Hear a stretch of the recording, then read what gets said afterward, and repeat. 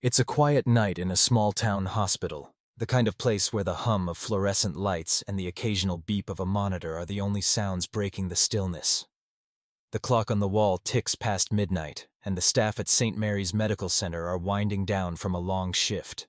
Nurses shuffle through charts, a janitor pushes a mop down the hallway, and the ER is, for once, calm.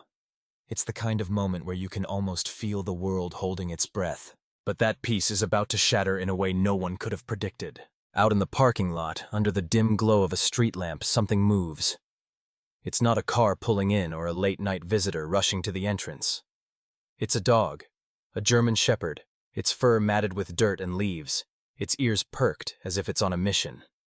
The dog moves with purpose, its paws padding softly against the asphalt, and as it gets closer to the hospital's sliding glass doors, the motion sensor kicks in. The doors whoosh open, and the dog steps inside, carrying something in its mouth. The night receptionist, Karen, looks up from her computer, expecting maybe a delivery guy or a paramedic. But when she sees the dog, her jaw drops. It's not just any dog. It's massive, with a sleek black and tan coat and eyes that seem to hold 1,000 stories. And in its jaws, cradled so gently it's almost unreal, is a bundle of cloth. Karen squints, her heart skipping a beat as she realizes what it is. It's a baby. The baby is tiny, wrapped in a faded blue blanket, its face barely visible. The dog, whose collar later reveals the name Rex, stands there unwavering, as if it knows exactly where it needs to be. Karen's hands tremble as she reaches for the phone, her voice cracking as she calls for help. We've got a situation at the front desk," she stammers. "There's a dog with a baby. Hurry!" Within seconds, the hospital comes alive. Nurses and doctors rush to the lobby, their footsteps echoing in the sterile halls. Dr. Emily Chen, the ER physician on duty, is the first to reach the scene. She's seen a lot in her 10 years working the night shift. Car accidents, heart attacks, even the occasional bar fight gone wrong. But nothing like this. She kneels beside Rex, her hands steady despite the chaos around her, and carefully takes the bundle from his mouth. The dog doesn't resist. It's as if he trusts her completely. He steps back, his eyes locked on the baby, and sits, his body tense but calm. Emily unwraps the blanket, her breath catching as she sees the infant. It's a boy, no more than a few weeks old, his skin pale and his breathing shallow. His tiny chest rises and falls, but it's weak, like a candle flickering in the wind. "He's alive," Emily says, her voice barely above a whisper. "But he's in bad shape. We need to move. Now." The staff springs into action. A nurse grabs a warming blanket while another preps an incubator. Emily cradles the baby, later named Leo by the hospital staff, as she hurries toward the neonatal intensive care unit. The baby's pulse is faint, his body cold to the touch, and every second feels like a race against time. But even as the team works, their eyes keep darting back to Rex. The dog hasn't moved. He's still sitting in the lobby, his gaze following the baby's path down the hallway, as if he's guarding him from a distance. Karen, still shaken, tries to coax Rex outside, but he won't budge. "Come on, buddy," she says softly, holding out a hand. "You did good, but you can't stay here." Rex tilts his head, his ears twitching, but his body stays rooted to the spot. It's not defiance, it's something deeper, something that makes the hair on Karen's arms stand up. This dog isn't just here by chance, he's here for a reason. As the minutes tick by, word of the incident spreads through the hospital like wildfire. Nurses whisper in the break room, doctors exchange glances in the halls, and soon a small crowd gathers in the lobby, drawn by the strangeness of it all. Who is this baby? Where did he come from? And how on earth did a dog bring him here? The questions hang in the air, unanswered, as the staff works to stabilize the infant. In the NICU, Emily and her team are fighting to save Leo. His temperature is dangerously low, and his oxygen levels are barely holding steady. They hook him up to monitors, start an IV, and place him in an incubator, the soft hum of the machines filling the room. Emily watches the tiny boy through the glass, her mind racing. She's seen miracles in her career, patients who shouldn't have made it but did. But this feels different. This feels like something bigger than medicine. Back in the lobby, Rex remains a quiet sentinel. A security guard, Mike, tries to figure out what to do with him. "We can't have a dog in here," he says, scratching his head. "Health codes, you know." But even he can't bring himself to force Rex out. There's something about the way the dog carries himself, proud, resolute, almost human, that makes everyone pause. Mike kneels beside him, reading the tag on his collar. Rex, he mutters. No address, no phone number. Just a name. Karen, who's been watching the whole thing unfold, pulls out her phone and starts recording. This is going to sound crazy, she says to the camera, her voice shaky but excited. But a dog just walked into our hospital with a baby. A real, live baby. I don't know how he got here or why, but this is unreal. She pans the camera to Rex, who looks up briefly, his eyes catching the light, before returning his focus to the hallway where Leo was taken. The video, posted to Karen's social media, goes viral within hours. People across the country start sharing it, their comments flooding in with a mix of awe, disbelief, and tears. Is the baby okay? One user writes. That dog is a hero, says another. Someone even starts a hashtag, #RexTheMiracleDog. By morning, news vans are pulling into the hospital parking lot, reporters clamoring for a statement. But inside St. Mary's, the focus remains on Leo. Emily steps out of the NICU for a moment, wiping sweat from her brow. She's been at it for hours, monitoring Leo's vitals, adjusting his treatment, and praying he pulls through. She catches sight of Rex in the lobby and feels a pang in her chest. You're something else, aren't you? She murmurs, too far for the dog to hear. But Rex's ears twitch, as if he senses her words. As dawn breaks, casting a soft pink glow over the hospital, Leo's condition begins to stabilize. His breathing steadies, his heart rate strengthens, and the color starts to return to his cheeks. It's not a full recovery, not yet, but it's enough to give the team hope. Emily allows herself a small smile, but her mind is already turning to the bigger question. Where did this baby come from, and why was Rex the one to bring him here? The hospital administrator, Dr. Patel, calls a quick meeting with the staff. We need to notify the authorities, he says, his tone serious. This isn't just a medical case anymore. There's a story here, and we need to know what it is. The police are already on their way, alerted by Karen's viral video and the hospital's official report.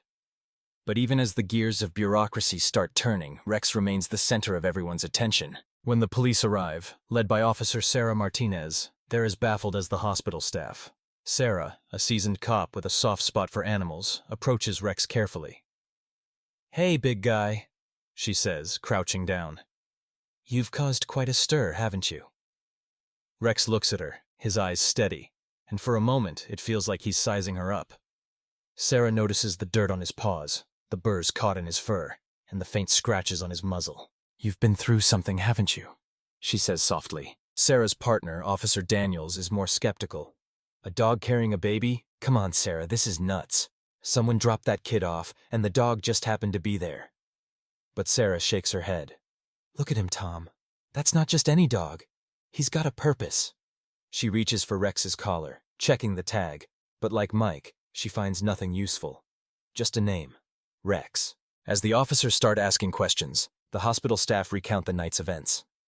Karen shows them her video, which now has thousands of views. Emily explains Leo's condition, emphasizing that the baby wouldn't have survived much longer without intervention. And through it all, Rex sits quietly, his presence a constant reminder that this story is far from over. Sarah decides to take a closer look at Rex's condition. She notices his paws are raw, as if he's been running for miles. His fur is damp, suggesting he crossed a stream or walked through rain.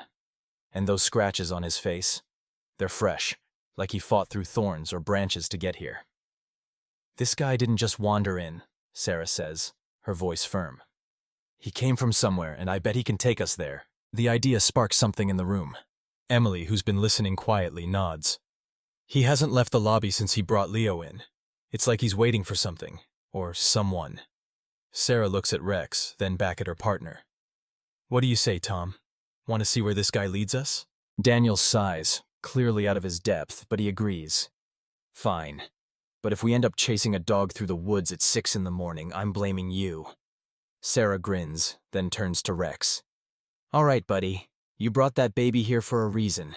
Want to show us what's going on? Rex stands, his ears perking up, as if he's been waiting for this moment. He takes a step toward the sliding doors, then pauses, looking back at Sarah. It's a gesture so deliberate, so human, that everyone in the room feels a chill. Whatever Rex knows, whatever he's been through, it's clear he's not done yet. And as he steps out into the early morning light, with Sarah and Daniels following close behind, the hospital staff can't shake the feeling that they're witnessing something extraordinary. This is just the beginning, folks. A baby fighting for his life, a dog who seems to know more than he should, and a mystery that's only starting to unravel. Stick with us, because what happens next is going to pull at every heartstring you've got. Trust me, you're not ready for where this story's going. The early morning air is crisp as Officer Sarah Martinez steps out of St. Mary's Medical Center, her boots crunching on the gravel of the parking lot. Behind her, Officer Tom Daniels follows, muttering something about needing coffee, but his eyes are fixed on the German Shepherd leading the way. Rex moves with a steady, purposeful gait, his head low and his ears twitching as if he's listening to something only he can hear. The sun is just starting to peek over the horizon, painting the sky in shades of orange and pink. But there's a weight in the air, a sense that whatever Rex is about to show them is going to change everything. Sarah glances back at the hospital, where the news vans are multiplying like roaches. Reporters are setting up cameras, their voices buzzing with excitement as they try to piece together the story of the dog and the baby. Karen's viral video has spread like wildfire, and the hashtag #RexTheMiracleDog is trending nationwide. But Sarah's not thinking about social media or headlines. She's thinking about the tiny boy fighting for his life in the NICU and the dog who somehow knew to bring him here. "You're not just any dog, are you, Rex?" she says under her breath, her hand resting on her holster as they follow him down the street. Rex doesn't hesitate. He turns left at the edge of the hospital grounds, his paws leaving faint prints in the dew-soaked grass. The town is still waking up. Shopkeepers are flipping open signs. A jogger waves as she passes, but Rex ignores it all. He's on a mission, and Sarah can feel it in her bones. She's been a cop for 8 years, seen her share of strange cases, but this is different. This feels like one of those moments that'll stick with her forever, the kind of story she'll tell her grandkids someday. Tom, less convinced, keeps pace beside her. "You really think this dog's gonna lead us somewhere?" he asks, his voice laced with skepticism. "For all we know, he's just chasing a squirrel." Sarah shoots him a look. "Tom, that dog carried a baby to a hospital. A baby who's still alive because of him. You saw the way he looked at us, like he knew exactly what he was doing. I'm betting he's got more answers than we do." They follow Rex through the quiet streets, past rows of tidy houses with picket fences and kids' bikes left on lawns. The town of Willow Creek is the kind of place where everyone knows everyone, where the biggest scandals are usually about who cheated at the annual pie contest. But today, there's an undercurrent of unease. People stop to stare as Rex passes, whispering to each other, their phones already out to snap pictures. Sarah can't blame them. A German Shepherd leading 2 cops through town isn't exactly an everyday sight. Rex picks up his pace as they reach the edge of town, where the houses give way to open fields and patches of woods. The air grows cooler, the scent of pine and damp earth filling Sarah's lungs. Rex veers onto a narrow dirt path that cuts through a thicket of trees, his movements so deliberate it's almost eerie. Sarah notices the scratches on his muzzle again, the burrs tangled in his fur. "He's been this way before," she says, pointing to a broken branch hanging low over the path. "Look at that. He pushed through here, probably in a hurry." Tom squints at the branch, then at Rex, who's now trotting ahead, his tail low but steady. "All right, I'll give you that," he says. "But where the hell is he taking us? We're practically in the middle of nowhere." Sarah doesn't answer. She's too focused on Rex, on the way his ears flick back every few steps, as if he's checking to make sure they're still with him. There's something almost human about him, something that makes her heart ache in a way she can't quite explain. The path winds deeper into the woods, the trees closing in around them. The sounds of the town fade, replaced by the rustle of leaves and the distant call of a bird. Sarah's hand brushes against her radio, ready to call for backup if things get weird. She's not scared, not exactly, but there's a knot in her stomach that's been there since she first saw Rex in the hospital lobby. Whatever this dog is leading them to, it's not going to be simple. After about 20 minutes, Rex slows down, his nose twitching as he sniffs the air. The path opens into a small clearing, and there, half hidden by overgrown weeds and vines, is a house. It's old, the kind of place that looks like it's been forgotten by time.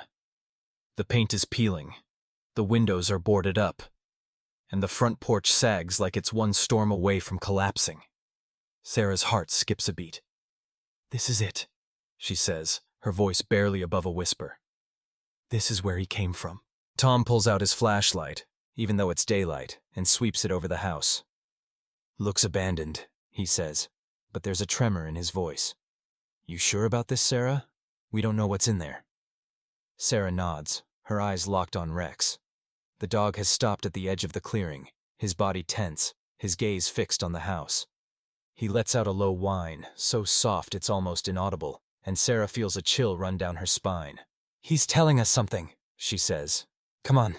They approach the house slowly, their boots sinking into the soft earth. Rex stays close, his shoulder brushing against Sarah's leg as if he's guiding her. The front door is ajar, creaking faintly in the breeze, and Sarah's training kicks in. She draws her weapon, motioning for Tom to do the same. "Willow Creek PD!" she calls, her voice steady despite the adrenaline pumping through her veins. "Anyone in there?" Silence answers her, but it's not a comforting silence. It's the kind that feels like it's hiding something. Rex pushes past her, slipping through the door before she can stop him. "Rex, wait!" Sarah hisses, but he's already inside. She exchanges a glance with Tom, who looks like he's regretting every life choice that led him here, then follows the dog. The air inside the house is stale, thick with the smell of mildew and something else, something metallic that makes Sarah's stomach churn. The floorboards creak under her weight, and dust motes dance in the slivers of light filtering through the boarded windows. Rex leads them through a cramped living room, past a sagging couch and a coffee table covered in cobwebs. The house feels like a snapshot of a life that stopped abruptly, frozen in time. There's a single shoe by the door, a cracked mug on the counter, a calendar on the wall stuck on a month from 2 years ago. Sarah's eyes scan every detail, her cop instincts on high alert. This isn't just an abandoned house. Someone lived here, and not that long ago. Rex stops at a doorway leading to a small bedroom. He sits, his ears pinned back, and lets out another whine. Sarah's heart pounds as she steps inside, her flashlight beam cutting through the gloom. The room is sparse, a mattress on the floor, a pile of clothes in the corner, and, in the center, a crib. It's old, the wood chipped and faded, but it's unmistakable. A baby's crib. Sarah's breath catches in her throat. "Tom," she says, her voice tight. "Look at this." Tom steps in, his flashlight landing on the crib. There's a mobile hanging above it, its tiny stars and moons covered in dust. A single blanket, threadbare and stained, is crumpled inside. "Jesus," Tom mutters. "This is where the kid was." Sarah nods, her mind racing. The baby, Leo, was here. Rex brought him from this place, through the woods, to the hospital. But why? And who left him here? Left. Sarah kneels beside the crib, her gloved hand brushing against the blanket. Something crinkles beneath it, and she pulls out a piece of paper. It's a letter, written in shaky handwriting, the ink smudged as if someone was crying when they wrote it. She holds it up to the light, her heart hammering as she reads aloud. "I can't do this anymore. I'm not strong enough. I'm sorry, Leo. I love you, but I can't. Rex will know what to do. He always does." The words hang in the air, heavy and heartbreaking. Sarah's throat tightens, and even Tom, who's usually all business, looks shaken. "Leo," Sarah says softly. "That's his name. The baby's name is Leo." She looks at Rex, who's still sitting by the door, his eyes locked on the crib. There's a sadness in his gaze, a weight that makes Sarah want to wrap her arms around him and tell him it's okay, but she knows it's not yet. "Who wrote this?" Tom asks, his voice rough. "The mom? Where is she?" Sarah shakes her head, folding the letter carefully and slipping it into an evidence bag. "I don't know, but we need to find her, and we need to figure out what happened here." She stands, her eyes scanning the room again. There's a small stuffed bear in the corner, its fur matted and one eye missing, a diaper bag half open with a single bottle inside. Every detail tells a story of desperation, of someone who was barely holding on. Rex lets out a soft bark, pulling Sarah's attention back to him. He's standing now, his nose pointed toward the door, as if he's ready to move again. "You're not done, are you?" Sarah says, a faint smile tugging at her lips despite the heaviness in her chest. She looks at Tom. "We need to call this in. Get a team out here to process the scene. But I'm not letting Rex out of my sight. He's got more to show us." Tom nods, already reaching for his radio. "Yeah, okay, but Sarah, this is getting weird, like Lifetime movie weird." Sarah chuckles, but it's a hollow sound. "Weird or not, that baby's alive because of this dog, and I'm betting he's gonna lead us to whoever wrote that letter." As Tom calls for backup, Sarah kneels beside Rex, her hand resting on his head. His fur is warm under her fingers, and for a moment, she feels a connection she can't explain. "You're a good boy, Rex," she says softly.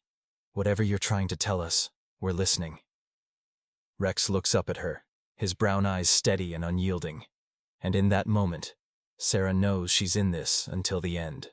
Back at the hospital, Dr. Emily Chen is still by Leo's side. The baby's vitals are holding steady, and there's a faint flush of color in his cheeks that wasn't there before. Emily allows herself a moment of relief, but her mind keeps drifting to Rex. She's heard the whispers among the staff, the updates about the police following the dog into the woods. Part of her wants to be out there, to see where the story leads, but her place is here, with Leo. She brushes a finger against the baby's tiny hand, marveling at how fragile he is, how close he came to slipping away. The hospital is buzzing with activity now, the morning shift in full swing. Reporters are camped out in the parking lot, their cameras trained on the entrance, hoping for a glimpse of Rex or an update on the bébé. Karen, the receptionist, is fielding calls from news outlets and curious locals, her viral video now at over 1 million views. But Emily barely notices the chaos. Her focus is on Leo, on keeping him stable, on giving him a fighting chance. As she adjusts his IV, her phone buzzes with a text from a colleague who's been following the police updates. "They found a house," the message reads. "Rex led them to an abandoned place in the woods. There's a crib, a letter. It's intense." Emily's heart skips a beat. A letter? A crib? She glances at Leo, her mind racing with questions. Who is this baby? Who left him in that house, and what does Rex know that they don't? Sarah's voice crackles over the radio, reporting the discovery of the house and the letter. Emily listens through a nurse's walkie-talkie, her hands stilling as she hears the words, "I can't do this anymore. Rex will know what to do." The words hit her like a punch to the gut. She's seen desperate parents before, mothers and fathers pushed to their breaking point. But this feels different. This feels like a cry for help, a plea that Rex somehow answered. Emily looks at Leo, his tiny chest rising and falling in the incubator. "You've got a story, don't you, little guy?" she whispers. "And I bet it's one hell of a story." She doesn't know the half of it yet, but she's starting to understand that Rex isn't just a dog. He's a lifeline, a bridge between a baby and the truth, and he's not done leading them yet. Folks, we're only halfway through this journey, and it's already pulling at every heartstring. A baby fighting to survive, a dog who's more than he seems, and a letter that's breaking our hearts. What's next? Where is Rex taking them? And who wrote those words? Hang in there, because the answers are coming, and they're going to hit you right in the feels. The woods around Willow Creek are quiet now, the morning sun filtering through the trees and casting long shadows across the abandoned house. Officer Sarah Martinez stands in the doorway of the dilapidated bedroom, the crumpled letter still clutched in her gloved hand. The words echo in her mind. "I can't do this anymore. Rex will know what to do." She looks at Rex, who's lying by the crib, his head resting on his paws, his eyes fixed on the faded blanket inside. There's a heaviness in the air, a sense that this place holds more than just dust and memories. It holds answers, and Sarah's determined to find them. Officer Tom Daniels is outside, coordinating with the backup team that's just arrived. The clearing is buzzing with activity now. Crime scene techs setting up equipment, a K9 unit sniffing around the perimeter, and a detective taking photos of the house's exterior. But inside, it's just Sarah and Rex, and the silence feels almost sacred. She kneels beside the dog, her hand brushing against his fur. "You knew, didn't you?" she says softly. "You knew Leo needed help, and you brought him to us. But what happened here, Rex? Who left you two alone?" Rex lifts his head, his ears twitching, and for a moment Sarah swears he understands every word. He lets out a low whine, then stands, his nose nudging her hand as if urging her to keep going. Sarah takes a deep breath, her eyes scanning the room again. The crib, the stuffed bear, the diaper bag, they're all pieces of a puzzle, but the picture is still blurry. She slips the letter into her pocket, knowing it's evidence but also something more. A mother's final plea, a cry for help that Rex answered when no one else could. Back at St. Mary's Medical Center, Dr. Emily Chen is still by Leo's side in the NICU. The baby's condition is improving. His vitals are stronger, his breathing steadier, but Emily's mind is elsewhere. She's been getting updates from the police through a nurse's radio, and the discovery of the house and the letter has left her reeling. She looks at Leo, his tiny fingers curled into fists, and feels a pang of protectiveness. "You're a fighter, aren't you?" she murmurs, adjusting the blanket in his incubator. "Just like that dog of yours." The hospital is a circus now. Reporters have set up camp in the parking lot, their live broadcasts drawing viewers from across the country. Karen's video has surpassed 2 million views, and #RexTheMiracleDog is trending globally. People are sharing their own stories of heroic pets, donating to animal shelters in Rex's name, and speculating about the baby's origins. But Emily barely notices the chaos. Her focus is on Leo, and on the nagging question that won't leave her alone. Who is the woman who wrote that letter? And where is she now? Sarah and Tom regroup outside the house as the crime scene techs start processing the bedroom.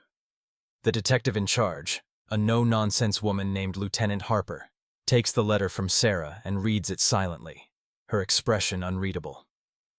"This is a hell of a case," she says finally, handing the letter back. "We've got an infant in the hospital, a dog who's apparently a genius, and a mother who's MIA. Any ideas where to start?" Sarah glances at Rex, who's sitting by her side, his gaze fixed on the woods beyond the clearing. "He brought us here," she says. "I'm betting he can take us further. There's got to be more. Maybe a trail, a neighbor, something." Harper raises an eyebrow but doesn't argue. "All right, Martinez. You and Daniel stick with the dog. But don't go rogue on me. We do this by the book." Tom groans, clearly not thrilled about another trek through the woods, but Sarah's already moving. "Come on, Rex," she says, patting her thigh. "Show us what's next." Rex stands, his tail giving a single wag, and starts walking toward the edge of the clearing. Sarah follows, her heart pounding with a mix of anticipation and dread. Whatever Rex is leading them to, it's not going to be easy. The path Rex takes is narrower than the one from the hospital, overgrown with brambles and roots that make every step a challenge. Sarah's boots sink into the mud, and Tom curses under his breath as a branch snaps back and hits him in the face. But Rex moves like he's done this 100 times, his body low and his nose twitching as he navigates the terrain. Sarah notices fresh paw prints in the dirt, overlapping with older ones, and her stomach twists. "He's been back and forth," she says, pointing to the tracks. "He's been protecting Leo for a while." Tom squints at the prints, his skepticism starting to crack. "You're saying this dog's been, playing nanny? That's a stretch, Sarah." But even he can't deny the evidence. The prints are deliberate, purposeful, like Rex was patrolling a route between the house and somewhere else. Sarah doesn't respond. She's too focused on Rex, who's picking up his pace, his ears pinned back as if he's zeroing in on something. After about 15 minutes, the woods open into a small park on the outskirts of town. It's not much, just a rusty swing set, a picnic table, and a patch of grass that's more weeds than lawn. The place is deserted, except for a lone figure sitting on a bench, wrapped in a tattered coat despite the morning warmth. Sarah's heart skips a beat. It's a woman, her head bowed, her hands clutching a plastic bag filled with what looks like clothes and canned food. Rex lets out a soft bark and breaks into a trot, heading straight for the woman. Sarah grabs Tom's arm, her voice urgent. "That's her. It's got to be." Tom nods, his hand resting on his holster as they approach. "Easy, Sarah. We don't know what we're walking into."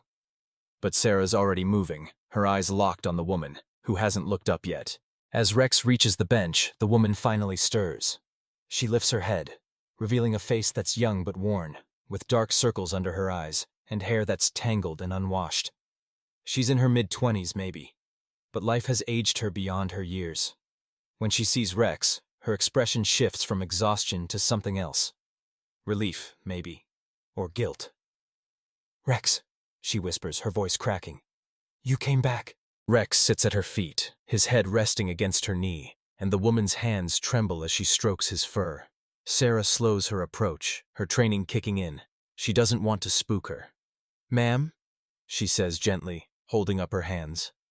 I'm Officer Martinez, Willow Creek PD. This is Officer Daniels. We're not here to hurt you. We just need to talk. The woman's eyes dart between Sarah and Tom, panic flickering across her face. I didn't mean for this, she says, her voice barely audible. I couldn't. She trails off, tears spilling down her cheeks, and Sarah feels a lump in her throat. She's seen this before.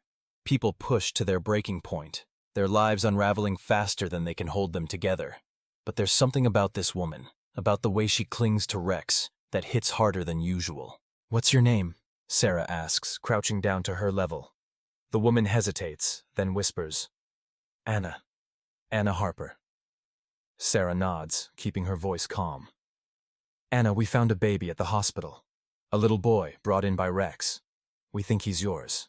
Can you tell us what happened? Anna's breath hitches, and she buries her face in Rex's fur, her sobs muffled but raw. Leo, she says, the name barely audible. His name is Leo. Sarah's heart clenches. The letter, the crib, the baby. It's all coming together, but the pieces are jagged, cutting deeper with every revelation. Is Leo your son? Sarah asks, her voice steady despite the storm of emotions inside her. Anna nods, her hands shaking as she wipes her eyes. He's mine, but I couldn't take care of him. I tried, I swear I did, but everything fell apart. Her words come out in a rush like a dam breaking. His dad left when I got pregnant. I lost my job, my apartment. We ended up in that house because it was empty, and I didn't have anywhere else to go. But it was so hard, I was so tired, and Leo, he deserved better than me. Sarah listens, her heart breaking for this woman who's clearly been through hell. Tom shifts uncomfortably, his cop instincts warring with his empathy, but he stays quiet, letting Sarah take the lead. Anna, Sarah says, we found a letter in the house. It said you couldn't do it anymore, that Rex would know what to do. Did you write that? Anna's eyes widen, and she nods, fresh tears spilling over. I didn't know what else to do. I was so scared. I thought if I left him with Rex, he'd be okay. Rex always protected us. He'd bark at anyone who came near the house, bring me food from God knows where. I thought he'd find someone better for Leo. Her voice breaks, and she buries her face in her hands, her shoulders shaking with sobs. Rex whines, nudging her gently, and Sarah feels her own eyes sting. She's seen a lot in her career: addiction, abuse, despair. But this is different. This is a mother who loved her child so much she entrusted him to a dog, believing he'd be safer without her. It's heartbreaking, but it's also a testament to Rex's loyalty, his uncanny ability to understand what was at stake. Anna, Sarah says, her voice soft but firm. Leo's alive. He's in the hospital, and he's fighting. You didn't abandon him. Rex made sure of that. But we need you to come with us, to tell us everything. Leo needs you, and so does Rex. Anna looks up, her eyes red and swollen, and for the first time, there's a flicker of hope in her expression. He's okay? She whispers. Sarah nods. He's okay, and we're going to make sure he stays that way. Anna hesitates, then nods, her hands still tangled in Rex's fur.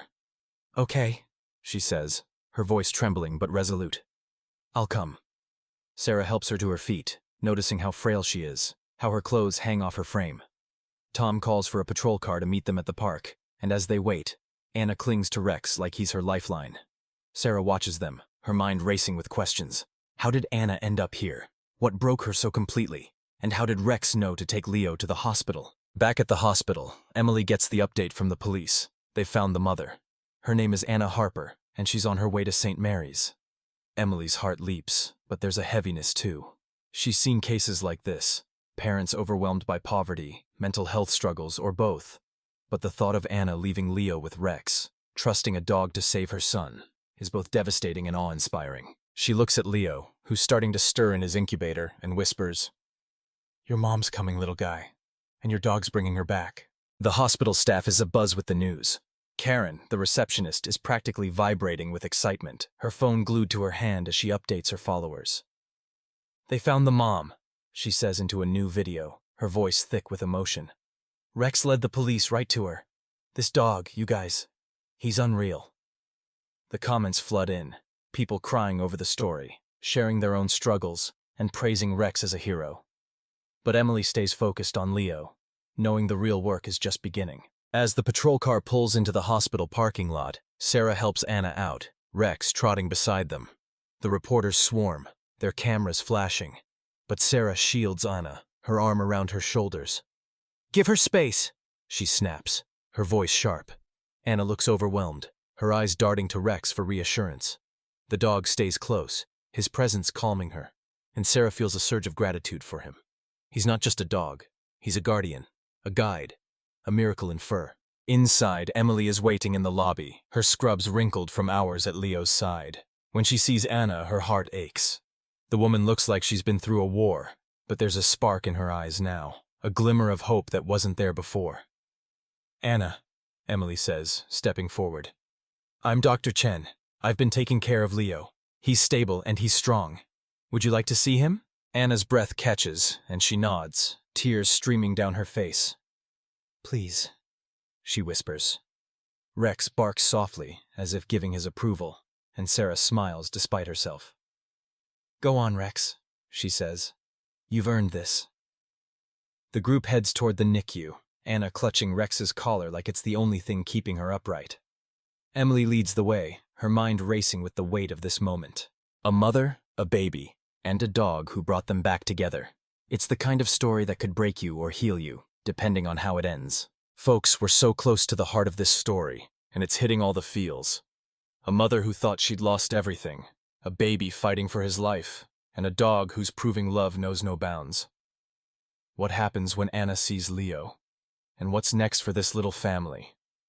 Trust me, you're not ready for the tears coming in the final part.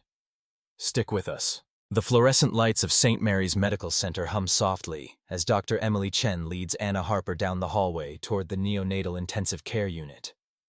Anna's steps are hesitant, her hand gripping Rex's collar so tightly, her knuckles are white. The German shepherd walks beside her, his head held high, his eyes scanning the corridor as if he's still on duty. Officer Sarah Martinez follows a few steps behind, her heart pounding with a mix of hope and apprehension. This moment, Anna seeing her son Leo for the first time since she left him with Rex, feels like the culmination of something bigger than any of them can fully grasp. It's a moment that could heal or shatter, and they're all holding their breath. Emily pauses outside the NICU, turning to Anna with a gentle smile. He's doing better, she says, her voice steady but warm. He's still fragile, but he's a fighter, just like you. Anna's eyes fill with tears, and she nods, unable to speak. Rex lets out a soft whine, nudging her leg, and Sarah feels a lump in her throat. She's seen a lot in her years as a cop. Tragedy, redemption, everything in between, but nothing like this. Nothing like a dog who carried a baby to safety and now seems to be guiding his mother back to him. They step into the NICU, the air warm and quiet except for the rhythmic beeping of monitors. Leo's incubator is in the corner, surrounded by a tangle of wires and tubes, but the sight of him stops Anna in her tracks. He's so small, his tiny chest rising and falling under a soft blanket, his face peaceful despite the ordeal he's been through. Anna's breath hitches, and she covers her mouth, tears streaming down her cheeks. Leo, she whispers, the word barely audible but heavy with love and regret. Emily guides her closer, explaining Leo's condition in a calm, reassuring tone. His temperature's stable now, and his oxygen levels are improving. We've got him on fluids and antibiotics, but he's responding well. He's tough, Anna. He's got your strength. Anna shakes her head, her voice trembling. I'm not strong. I left him. I thought he'd be better off without me. Her words break, and she sinks to her knees beside the incubator, her hands pressed against the glass. Rex moves to her side, his head resting on her shoulder, and the sight is almost too much for Sarah. She's been holding it together, keeping her cop facade intact, but this mother, this dog, this tiny baby fighting for his life, is breaking through every wall she's built. She glances at Emily, who's wiping her own eyes, and realizes they're all in this together, bound by a story that's as heartbreaking as it is hopeful. Anna, Emily says, kneeling beside her, you did what you thought was best in an impossible situation. You trusted Rex, and he brought Leo to us. That's not weakness. That's love. Anna looks at her, her eyes searching for something. Forgiveness, maybe, or absolution. I was so scared, she says, her voice raw. I didn't have anyone. No family, no friends, no money, just Rex. He was the only one who didn't give up on me. Rex whines again, his nose nudging Anna's hand, and Sarah feels a pang of awe. This dog, with his matted fur and scratched-up muzzle, has done more than most humans could in a lifetime. He's not just a pet, he's a protector, a hero, a bridge between a mother and her son. Sarah steps closer, her voice soft. Anna, Rex didn't give up on you, and neither are we. Leo needs you now, and we're going to help you get through this. Anna looks up, her eyes red but clearer than they were in the park. You mean that? She asks, her voice small but hopeful. Sarah nods, and Emily chimes in. We do. The hospital's social services team is already working on resources, housing, counseling, support. You're not alone anymore. Anna's shoulders shake with a sob, but this time it's different. It's not despair, it's relief. The kind that comes when you've been carrying a weight so long you forgot what it's like to set it down. Outside the NICU, the hospital is still a whirlwind of activity. Karen, the receptionist, is updating her followers with a tearful video, her voice thick with emotion. Anna's with Leo now, she says, her phone shaking in her hand.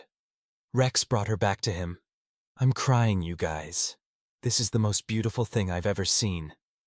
The comments pour in, thousands of people moved by the story, sharing their own struggles with mental health, poverty, and hope. Rex the Miracle Dog is now a global phenomenon, with fan art, memes, and even a GoFundMe for Anna and Leo that's already raised thousands of dollars. But inside the NICU, it's just Anna, Leo, and Rex, surrounded by the quiet strength of Emily and Sarah. Anna reaches into the incubator, her fingers brushing Leo's tiny hand, and he stirs, his fingers curling around hers. The moment is so pure, so fragile that no one dares speak. Rex watches, his eyes steady, and Sarah swears he looks proud, like a soldier who's completed his mission. Over the next few days, the pieces of Anna's story come together. She sits with a social worker, her voice halting but honest as she recounts the past year. Her boyfriend left when she told him she was pregnant, taking their savings and leaving her with nothing. She lost her job as a waitress when morning sickness made it impossible to work, and eviction followed soon after. The abandoned house in the woods was a last resort, a place she found by chance while wandering with Rex. She'd planned to get back on her feet, to find a way out, but the weight of it all, poverty, isolation, postpartum depression, crushed her. Rex was her constant, she says. He'd been a gift from her late father, a retired police K-9 who'd flunked out of training for being too gentle. But that gentleness, that loyalty, saved her. He'd scavenge food from dumpsters, bark at strangers who got too close, and sleep beside Leo's crib every night. When Anna reached her breaking point, when she wrote that letter and left Leo in the crib, she believed Rex would find help, and he did. The police investigation wraps up quietly. There's no evidence of neglect or malice, just a mother who was drowning and a dog who threw her a lifeline. Lieutenant Harper, the detective, closes the case with a rare smile. I've seen a lot in 20 years, she tells Sarah. But this one's going in the books. That dog's a damn miracle. Sarah agrees, but she's already thinking about what comes next. Anna and Leo need more than a closed case. They need a future. The community steps up in ways that restore Sarah's faith in humanity. The GoFundMe, started by a local teacher who saw Karen's video, raises enough to cover a deposit on a small apartment for Anna and Leo. A nearby animal shelter offers to groom and vaccinate Rex for free, and a local therapist volunteers to work with Anna pro bono. Even the hospital staff gets involved, with nurses sneaking Anna snacks and Emily checking on Leo long after her shifts end. A week later, Leo is strong enough to leave the NICU. Anna, still fragile but growing steadier every day, dresses him in a tiny onesie donated by a nurse. Rex, freshly groomed and looking prouder than ever, sits by her side as they prepare to leave the hospital. The staff gathers in the lobby, clapping and cheering, and Karen films the whole thing, her video captioned, "The Miracle family is going home." The reporters are there too, but this time, Anna doesn't shy away. She holds Leo close, Rex at her side, and faces the cameras with a quiet strength. "I don't know how to thank you all," she says, her voice shaking but clear. Rex saved my son, and you saved us. I was lost, but I'm finding my way back. For Leo. The crowd erupts in applause, and Sarah, standing in the back, wipes her eyes. She's not a crier, but this moment, this family, whole again, is worth every tear. Emily watches from the sidelines, her heart full. She's seen patients come and go, but Leo's story is one she'll carry forever. She catches Anna's eye and smiles, a silent promise that she's here if they need her.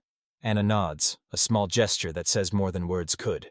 As Anna, Leo, and Rex step out into the sunlight, the hospital doors sliding shut behind them, Sarah feels a sense of closure, but also a beginning. The apartment waiting for them is modest, but it's a start. The therapy, the community support, the love that's poured in from strangers, it's all a foundation for Anna to rebuild.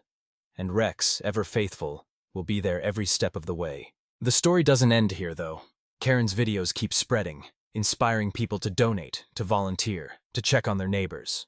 The GoFundMe grows, funding not just Anna's new life, but also a local program for struggling parents.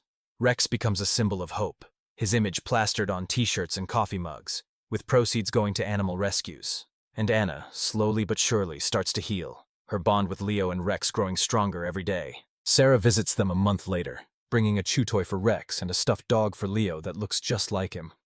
Anna's apartment is small but cozy, filled with donated furniture and a few personal touches. A photo of Leo in his crib, a drawing of Rex taped to the fridge. Anna's smile is brighter now, her eyes clearer, and when she hugs Sarah, it's with a strength that wasn't there before. "Thank you," she says, her voice steady, "for believing in me when I didn't believe in myself." Rex barks, his tail wagging, and Leo giggles from his playpen, reaching for the stuffed dog. Sarah laughs, ruffling Rex's fur. "You're the real MVP, buddy," she says. "Don't let it go to your head." But Rex just looks at her, his eyes wise and warm, and Sarah knows he's already got it all figured out. Sometimes life pushes us to the edge, and it feels like there's no way out. The story of Rex, the loyal German shepherd who carried a baby to the hospital in the middle of the night, isn't just heartwarming. It's a powerful reminder of what love, loyalty, and silent sacrifice really look like. Rex didn't speak, didn't ask for anything. He just acted. Out of instinct, out of love, and that act saved a life. For those of us between 15 and 35, trying to figure life out, dealing with pressure, self-doubt, and 100 what-ifs, this story hits different. It reminds us that you don't have to be perfect, rich, or even fearless to make a difference. Sometimes, just showing up, doing the right thing when no one's watching, caring deeply, that's enough. Kindness still matters. Loyalty still matters. And even in your lowest moments, you can be someone's light. Like Rex, you never know how far one act of courage or compassion can go. It might just change someone's life, or even save it. So hit that like button, share this story, and subscribe for more. Let's keep spreading the word about Rex the miracle dog and the family he saved. And maybe, just maybe, let's take a page from Rex's book. Be loyal, be brave, and never stop fighting for the ones who need us. Thanks for watching, and we'll see you in the next one.